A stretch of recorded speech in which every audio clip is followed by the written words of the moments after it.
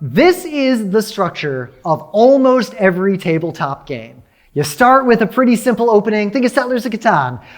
What strategy am I going to use? There's only a few. I'm going to do the brick wood or the sheep stiffy card strategy. I'm going to do the tripod strategy. Chess has the openings. You start with your relatively small scope.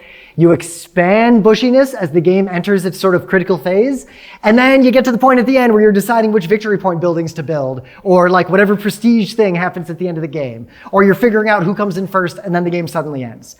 Typical game arc. This is how games go. And you see this arc in a lot of just games in general, right? And people have strategies that align with it, right? The aggro strategy tries to go in the early game. Yeah, end the game right there before everyone gets their machine going. Some people try to play a mid-game strategy where they build and then they have a lot of power during the bushy part of the game to take the right course and come out ahead at the end. And some people try to control strategy, which is like I build and I build and I build, and at the end game, this one thing is definitely going to happen for sure, and it's going to give me a zillion points.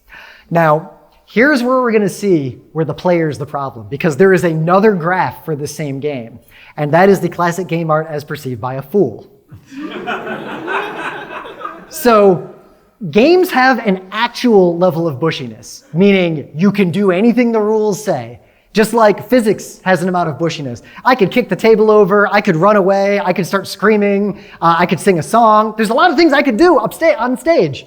They're all bad ideas. I just naturally know not to do them. Right. So the same thing where you saw the football with the onside kick. If someone didn't know that an onside kick was a bad idea unless you're desperate, right? They're considering all these options plus the onside kick option, plus the fake punt option, plus all these other options on every single turn, right? By recognizing and being a good gamer with skills, recognizing that only these options make sense, you get to the true bushiness, right, of any point in the game instead of falsely and wasting time on considering too many unnecessary options. Now, everyone is up there on the fool graph at some point because you don't know the game that well yet. You get better at the game over time. Watch me playing 1846 a decade ago, and I'm pretty bad at it, but now I win most of the time. It doesn't matter if you misunderstand the game and misunderstand the bushiness. It matters when there is a disconnect between the people at your table. And some of you are having fun up in the top, looking at two cards that everyone else knows are literally identical.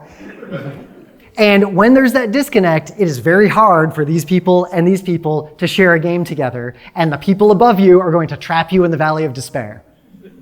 And worse, they usually won't listen to you if you try to explain to them. No one wants anyone telling them what to do on their turn. Yep. I'll do it myself. Don't play for me.